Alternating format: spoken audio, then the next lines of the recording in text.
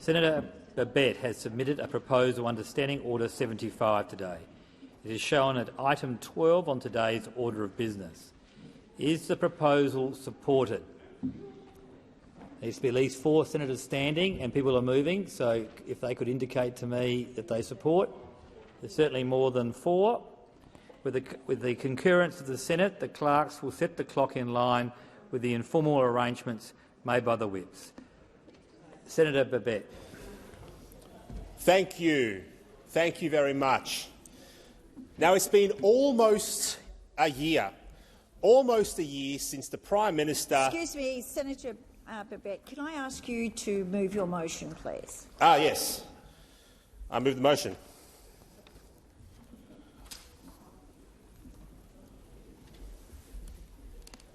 Thank you. Now, it's been almost a year, like I was saying, almost a year since the Prime Minister, Mr Albanese, promised to establish a royal commission into our nation's pandemic response.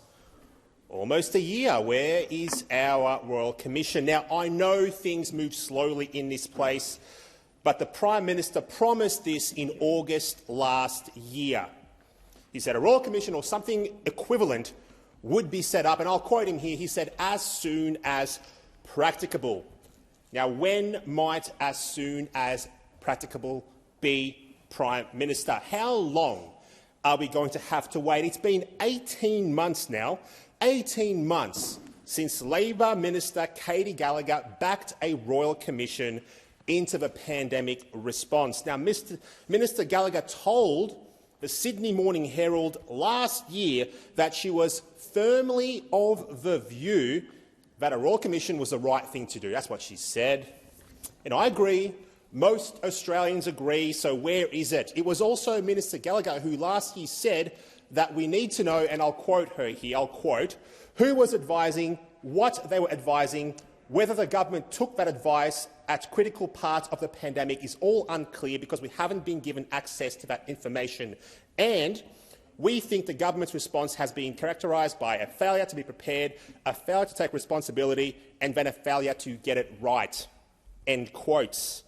Now, Minister Gallagher was previously the chair of a COVID-19 committee which recommended that we have a royal commission. So whilst in opposition, the minister was a supporter of a royal commission, but now it seems like the urgency has evaporated. Why, Minister? Why has it evaporated? The Australian people, we need answers. We need answers. We need the power of a royal commission to compel witnesses and, of course, the production of documents. We need the truth, and we need to hold those in power to account. We need to learn from all the mistakes made and never to repeat them. And, my God, there were some mistakes made. Now, the World Health Organization declared the pandemic over back in May. Now is as good a time as any to have this commission. Now, the chief health officers, the state premiers, they're retiring, they're walking away, they're exiting their positions. Quick succession, I think. Now, we must not let them get away with what they did during the pandemic, the human rights abuses, the weaponisation of fear, the lockdowns, the closing of borders, and obviously the inhumane vaccine mandates. Unexplained excess mortality is the elephant in the room. Cancer, diabetes, dementia, cardiovascular-related deaths, it's all spiked. Now, I have previously attempted to create a committee to investigate this, but it was voted down by almost every single senator in this place. What a shame that was. Now, we purchased 318 million doses of vaccine at a cost of around $10 billion, and around 68 million doses have been administered. That is approximately 250 million doses wasted, flushed down the drain, to the tune of $8 billion. Now, most Australians have caught COVID anyway. The vaccines do not work. We spent hundreds of billions of dollars on the COVID pandemic response measures, and all we have to show for it is out-of-control inflation, excessive government debt, and the guarantee of high taxes for the next generation. My home state of Victoria was the most locked-down state in the world. Victorians like myself will never forget these inhumane and ineffective measures for the rest of our lives. We'll never forget. Now, we call on the Labor government to honour their promise, honour the promise, establish a Royal Commission into the pandemic response immediately. You said it should happen. You previously said it should happen. You said it was the right thing to do. You promised it as soon as practicable. Let's give people answers. Establish a Royal Commission now. Let's make sure that this never happens again. Let's protect our people from gross mismanagement. Thank you, Senator. Your time has expired. Senator Ruston, are you seeking the call? I am. Senator Ruston. Thank you very much, Acting Deputy Chair. There is no doubt that the outbreak of the COVID-19 pandemic in Australia was unprecedented, and our response followed a very uniquely Australian path, striving all the time to try and get the balance right between our health and our economic objectives. There's no denying that Australia was one of the best performing countries in the world throughout the pandemic when it came to saving people's lives and their livelihoods. But with the power of hindsight, we do have the opportunity to explore how we could have done things better, and certainly how we could do things better in the future if we were faced with a similar challenge again, and I think we all should be open to learning from the experience of the past. If there is another pandemic, we must make sure that the things we did well, we do again, and the things that we perhaps didn't do so well, we don't do again. So it makes sense to review the decision that has decisions that were made very quickly and with a great deal of haste, and in the pressure of the immediate situation that we were faced to protect Australians at the time. However, any inquiry must have the appropriate power to take evidence from all levels of government, not just the Commonwealth, given the extraordinary influence and power and involvement of the states and territories in Australia's COVID-19 pandemic response. It must look at all factors that impacted on decisions throughout the pandemic by all people, because we cannot forget the confronting situation that we were faced with at the time. It was unprecedented, and to be perfectly honest, it was frightening. What we were seeing back in 2020, before a vaccine, was a very different COVID situation than the situation that we see today. Countries like Italy and elsewhere were confronting us with situations reminiscent of wartime. And we sat in National Security Committee meetings confronted by possible situations where Australia may have to set up morgues next to our public hospitals and intensive care units being completely overwhelmed. That was the experience of other countries at the time, and it was something that we were determined in Australia to avoid. It's fair to say that such unprecedented circumstances, you don't get every decision right. We had to make quick and decisive decisions to protect Australians' lives and livelihoods. But Australia's management of the pandemic allowed us to avoid the death rates that so many other countries had to face. The former coalition government, I believe, acted swiftly during the pandemic to ensure our health systems had the capacity to protect Australians. It's believed that over 40,000 lives were saved by that quick response. Our loss of life from COVID was amongst the lowest in the world, and Australia led the world in COVID-19 ICU survival rates.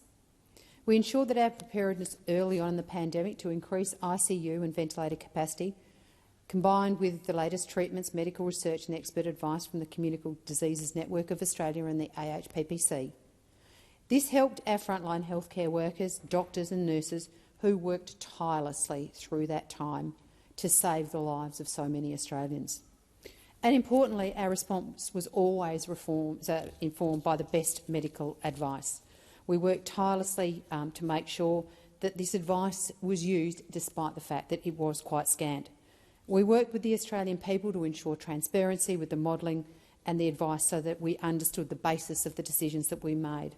We made all health experts available to the COVID inquiry whenever they were required to appear, and we established National Cabinet in the early days to make sure that frontline communications were had with everybody who was being impacted and had decisions to be made. This was in contrast to the mishandling we saw by so many other countries around the world, where their systems saw chaos as they responded to the pandemic, and fatality rates that were significantly higher than those that we saw in Australia. But our focus, whilst it was primarily on the health response, we also focused on the economic side of the pandemic, and we retained our AAA credit rating through the support of hundreds of thousands of businesses through the JobKeeper support. We also managed to put in place some reforming healthcare initiatives like telehealth, where we now see a telehealth system in Australia that is supporting Australians with an innovative approach to how they get their healthcare, which is one of the benefits of being able to work during the pandemic. But we also recognise that older Australians were disproportionately impacted by the pandemic, and that's why so much of our focus during the pandemic was to support older Australians, particularly those in residential aged care. So on that basis, we believe there should be an appropriate inquiry that considers all factors into the decision-making and looks at all levels of government, considering the important role played by the states and territories. Time has expired. Senator Smith, M. Marielle. Thank you, Acting Deputy President. From the outset, can I just say it remains the position of the Albanese government that, given the enormous dislocation, stress, death and expenditure involved in the COVID-19 pandemic, it would be extraordinary not to have an inquiry into it. No one is walking away from that position, that there is a need for an inquiry. We said that before the election. We have said it since, and that remains our position. Indeed, it was some 3 months ago that I stood here in a debate similar to this, raised by Senator Roberts in that instance, as opposed to Senator Babet, and confirmed that position. But to be clear, we are not yet through the COVID pandemic. It continues. Cases, hospitalisations and deaths related to COVID-19 continue. Maybe at a lower rate, but the pandemic is continuing. And for now, the government is rightly focused on monitoring and responding to cases and ensuring our systems are prepared to respond to future waves. Because we all saw what happened when these waves came throughout the pandemic and we weren't ready. We saw what happened in early education when educators were sent back into the classroom, into the playroom, without PPE, without any of the protection they needed to keep themselves safe, working with our youngest Australians, little Australians who weren't able to socially distance, who weren't even able to blow their own noses. Our childcare workers went back into that environment unprotected and unprepared and unheard when they raised those alarms. We saw what happened in aged care. When nurses and carers were exposed to the virus, we saw what happened when it ran rampant through these homes. We saw what happened when the government wasn't prepared with adequate PPE to protect residents and protect workers. And we saw what happened when the government delayed the vaccine rollout. I saw what happened. Friends of mine, doctors and nurses, were going into hospitals every day, coming back and telling me they felt like they were going to fight battle on the front line of a war, coming back to their homes and their children, terrified of what they might bring back, but absolutely determined to help and serve their community. Sometimes it's hard to believe that these are things which happened in our lifetime, let alone a few years ago, let alone being part of a pandemic in which we are still living in. And in all these systems, but especially aged care, we saw what happened when systems failed. We saw what happened when the government took their eye off the ball in terms of preparedness. We saw what happened when our essential workers weren't listened to in this environment, and we saw the impact on these facilities, in aged care, in early childhood, in our hospitals and in our skills. And at the risk of opening up a wild can of worms in this chamber during this debate, vaccination remains the single most important step each of us can take to minimise the risk of severe disease and death associated with COVID-19 infection. So, of course, vaccinations, that remains a focus too. Acting Deputy President, the pandemic was a once-in-a-century event from which governments globally must learn a significant amount about how to handle and prepare for such a catastrophic event in the future. That will include the Australian government, as it includes state and territory governments, most of whom are already undertaking their own inquiries into their responses to the pandemic. And these inquiries will provide important information to the Australian government and other levels of government and other actors in such a pandemic onto how to respond, on how to be prepared and what needs to change. So a review is wholly appropriate. It would be extraordinary not to have one. But the timing of this matters too. That timing must be well considered, noting Australia is still experiencing COVID-19. This is not over, and there is heightened risk during the winter months. When you're in the middle of risk, when you're in the middle of managing situations and systems. Acting Deputy President, I want to just take the last 40 seconds I have in this debate to thank and recognise all of those who did fight on the front line of this pandemic, all of those who I am sure are looking forward to a review and opportunity to take part in that. Ordinary Australians who went above and beyond every day to protect their fellow Australians. Our nurses, our doctors, our aged care workers and others in the care economy who provided vital care to Australians in the most trying of circumstances. None of us will forget the faces of exhausted nurses and other healthcare workers during this time, but also those who kept the economy moving. Our distribution workers, our shop assistants, our truck drivers, everyone in that part of the economy who ensured that— Thank you, Senator. Your time has expired. Senator Hanson. Well, I rise to speak in support of Senator Babet's motion. Since before the federal election, it's been One Nation's policy to have a royal commission into the management of the COVID-19 pandemic by Australian governments. The matter has become more urgent following revelations of blatant cover-up over the origins of the pandemic involving scientists, the media and governments. It's become more urgent after revelations the Australian government ordered social media platforms to suppress the free speech of Australian citizens during the pandemic, including myself. At the committee hearing into my legislation to make COVID-19 vaccine mandates and discrimination unlawful, I asked a representative of Moderna what her company might say to Australians who had lost a family member to the vaccine program or who actually were affected by adverse side effects. Well, her response was, "Those people have been indemnified," was the response. I asked representatives of Pfizer if they considered Australians had been forced to get the jabs. They said no. Apparently these people believe that threatening people's jobs and incomes is not forcing them. Not only were millions of Australians subject to vaccine mandates during the pandemic, many are still excluded from mandates from working in critical sectors today. At a time when the Defence Force desperately needs more personnel, many serving members still cannot be deployed in many circumstances unless they bow to the mandate while people move freely across international borders regardless of their vaccination status. At a time when crime is escalating in the territories, Australian federal police officers are being denied work by mandates while people move freely across state borders regardless of their vaccination status. At a time when public health is in crisis and the aged care sector struggles with staffing levels, experienced nurses are being denied work when people are allowed to move freely into public health and aged care settings regardless of their vaccination status.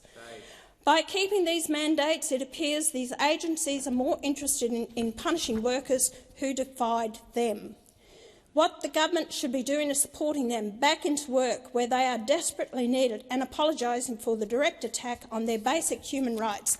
Australian governments have much to answer for. The Prime Minister has promised a Royal Commission into the pandemic, but is yet to deliver. Perhaps if we establish something called the COVID-19 voice, he might finally act.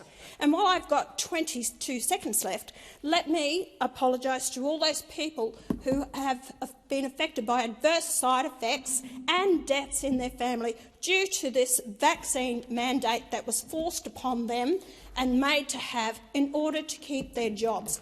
That is the truth of the matter, and we have to have a Royal Commission to bring out the truth. Senator Lambie. Acting Deputy President, in May this year, the head of the World Health Organisation warned the world must prepare for the next pandemic, which could be even deadlier than the COVID-19 pandemic. Experts say it's a case of when, not if. And will Australia be ready? Absolutely not. You've learnt nothing. I sat on that committee. You've learnt nothing. No more manufacturing in place. You don't want to look at our public health system. That was our biggest problem. That's why we went into lockdown, because our public health system wasn't up to scratch, and by God, it hasn't got any better.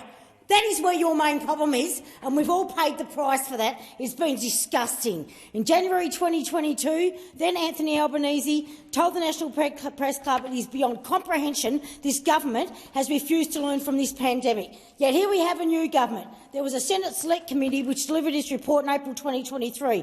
There were 19 recommendations. One of those recommendations was to set up a Royal Commission. Now, Australians might think you had a Select Committee, why spend the money? Because I tell you, Australians, a Royal Commission has the power to compel witnesses and get documents that the government and these committees do not. They do not. Documents that would show how key decisions were made. A Senate Select Committee doesn't have the power to get their hands on the things like Recommendation 18, which was to see the minutes of the Australian Health Protection Principal Committee, the AHPPC, the key decision-making body of health emergencies. If we don't know what mistakes we have made or deals that were done or the cover-ups, how are we possibly getting ready for the next one that hits? Seriously, that was your warning, guys. That was your warning, and still your biggest issue you've done nothing about and has deteriorated even more is our public health system in this country. That's what threw us into lockdown. That is what threw us into lockdown, because we didn't have enough nurses out there. We didn't have PPE. My God, and you've learnt nothing. And we're going into the same fight again. Wake up! Has expired. Senator Rennick. Acting Deputy President, I too support this motion and believe that we need a Royal Commission into COVID. I'd also like a Senate inquiry into COVID as well, but anyway, I'll take whatever I can get at this stage, because there are a number of issues that need to be addressed in this, and first of all is the origins of COVID itself. We had Anthony Fauci come out the day before Trump's inauguration and said that there would be an outbreak, a surprise outbreak throughout Trump's term. This same person then colluded with none other than some Australians, one Ed Holmes from Sydney University, with the view to actually cover up the origins of the coronavirus. So we need to look at that as well, whether or not coronavirus was deliberately made. Was there a deliberate cover-up? We then need to look at the diagnostic tool, the PCR testing. We need to determine which part of the COVID sequence was actually used to indicate a positive return. There's 29,000 proteins in the coronavirus. 29 proteins, 29,000 nucleotides. We need to know the length of the nucleotides and that sequence that was used in the PCR test to determine whether or not COVID was positive. We also need to look at why the cycle threshold was set to 40, not 28. We also then need to look at why the World Health Organisation told national health authorities to code everything that came back with a positive, every death that came back with a positive COVID test to actually COVID and not some other form of disease. So, for example, people could have had comorbidities and were dying from other comorbidities, but the World Health Organisation said that you have to actually put that to COVID, which obviously would have bumped up the number of COVID deaths. We also need to look at the role of the media and, in particular, the way they've ramped up the fear-mongering in regards to COVID. We need to look at the censorship that was involved with COVID. Anyone that questioned the narrative of COVID was censored. That's not the way science is conducted. Science should always be open to scrutiny, so we need to look at the censorship there. We need to look at the role the state premiers played with their daily press conferences. Who can remember the Queensland Premier with her classic statement, "There's COVID in the sewerage, be scared everybody." That sort of insanity needs to stop and cannot be allowed to ever happen again. We need to consider why we bought 300 million vaccines, 12 doses for every man, woman and child in this country, when at the same time we were told that 2 doses were enough. We dropped over $8 billion on these vaccines. We could have bought 75 million, spent $2 billion and saved $6 billion for frontline services, including maternity wards in my hometown of Chinchilla. We also need to look at why 10 million people caught COVID after the borders were opened up. We were told the public assessment report said COVID was approved, the vaccine was approved to stop infection, yet 10 million people caught COVID in the year after opening up. It did not work, and we need to ask ourselves why the pharmaceutical companies got away with it. Time has expired. Senator Canavan. Acting Deputy President, well, we need a Royal Commission right away because people are still dying and we don't know why. That's the fundamental reason we should have this inquiry sooner rather than later. The statistics don't lie. We've got, unfortunately, tragically, deaths in this country running at levels we've never seen before outside of war. Deaths, or so-called excess deaths, the number of deaths above which is expected, given the age structure history of fatality in this country, is running at has been running at 15% and even higher than on average. And worse, no one can tell us why. Many of myself and other colleagues have asked the Department of Health in Senate estimates, and they don't have any answers for why excess deaths are running at such a large number. We're talking of tens of thousands of people here dying unexpectedly, and no one has answers. Last week, give credit to Senator Hanson and myself and other senators, we put a bill into the parliament to end vaccine mandates, and last week, as an inquiry into that bill, we had representatives from Pfizer and Moderna, the major vaccine manufacturers which were rolled out here in this country. We had them along to an inquiry, and we know now, of course, there are side effects from the vaccine, especially heart issues in young males in particular, of myocarditis and pericarditis. The most concerning thing I thought of the evidence last week was they don't have any idea why that is happening. They admit now it is happening. They admit that there are these side effects from the vaccine. It's happening. But they don't have any understanding of why it might be happening. And so the question has to be asked here, why is the government still advertising for people to take these products when there is a serious side effect, a heart-related side effect that the government officials, everybody recognises, that's not controversial, and the manufacturers themselves have no idea why that's happening. They can't have a scientific sort of pathway for why their product is causing these particular outcomes. Meanwhile, we also have massive amounts of unexplained excess deaths in this country. So that is the fundamental reason why we should have this inquiry right away. So we can try and get to the bottom of what the hell is happening, what has been done, and what can we make sure to stop people dying. Because I remember during the coronavirus, at the start of the pandemic, it was one death was too many. We had to lock down the country, we had to stop travelling to stop deaths. And I supported the initial response to the pandemic for that reason, better to be safe than sorry. But now we seem to have gone past all that, and tens of thousands of people are dying in an unexplained way, yet we're not even asking questions about why. There's a serious disconnect, and you must. I think one of the reasons we're not getting this inquiry is because some people are afraid of what the answers might be. Some people that were responsible for the policies of the pandemic might be a little afraid that the answers might embarrass the decisions they made. That is no good reason not to have an inquiry. It's actually more reason to have an inquiry so we can make sure we do not make the mistakes again. And finally, one other reason we need to have this inquiry is because it was something that was promised. The Prime Minister promised an inquiry in his National Press Club speech last year, in January last year, before the election, and now, almost a year and a half on, or actually it is a year and a half on since that promise, if he's not delivering this, it's another broken promise from the Prime Minister. It's a piece of broken trust, and I also recognise Senator Gallagher, through you, Chair, in the chamber here. Senator Gallagher chaired an inquiry into COVID throughout the last, and she spent her time lambasting the then government. And her major recommendation from that inquiry, guess what it was? At the end of her inquiry, was to have a Royal Commission into COVID. So where is that Royal Commission, Senator Gallagher? Your Prime Minister promised it. Let's get on with it. Your time has expired. Senator Antic. Thank you, Chair. And I rise too to speak in support of Senator Babet's matter of public importance seeking a Royal Commission, because in 2020 and 2021, anyone who questioned or criticised the lockdowns in this country was called an anti-vaxxer and a threat to public health. But I mean, I've noticed since those days that there are members of the public, members of parliament, media commentators, many of them over here, by the way, who, Senator Rennick, did now seek to duck and weave and have forgotten all about that. They've gone rather quiet on the subject, and we want to know what's happened. Well, I'll tell you what's happened. What's happened is the truth has caught up to them. The lockdown narrative has become absolutely indefensible, as has the damage through job losses, through tragic suicides, divorces, increase in health problems. They've all become more evident, and the time will come when every single aspect of the COVID narrative, including the vaccine mandates, the mask mandates, staying 1.5 metres apart, remember that? 1.5 metres apart, and so on, will become utterly indefensible. It's a matter of urgency. It's a matter of urgency that we examine now why, as Senator Canavan said, Australia's excess death rates are increasing after the pandemic.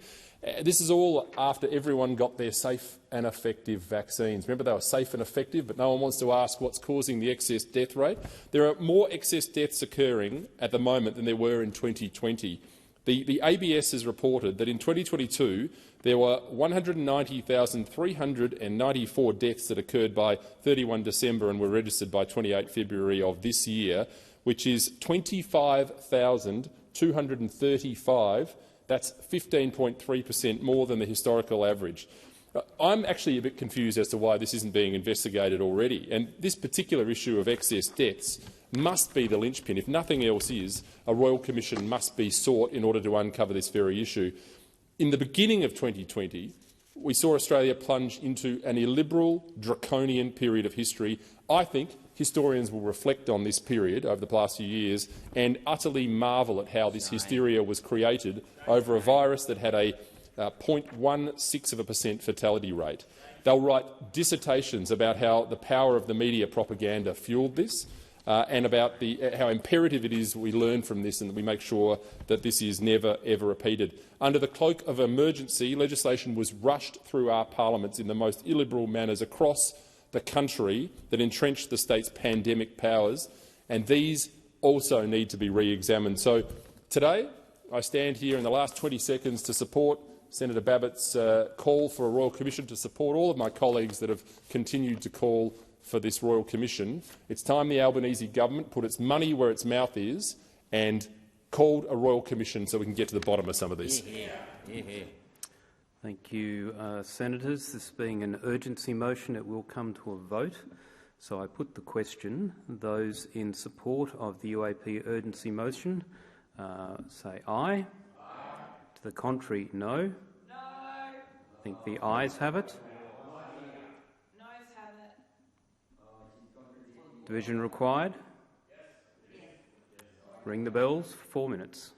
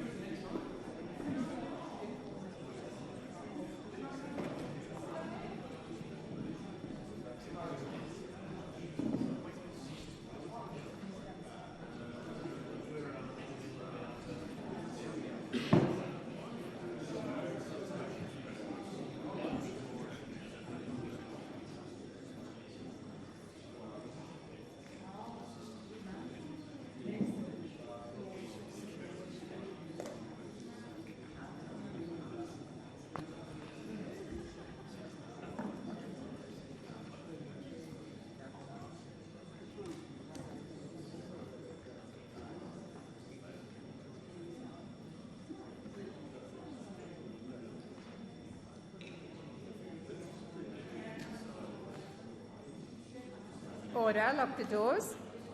So the question is that the urgency motion, as moved by Senator Babet, be agreed to. The ayes shall move to the right of the chair, the noes to the left. I appoint Senator O'Sullivan as teller for the ayes and Senator Pratt as teller for the noes.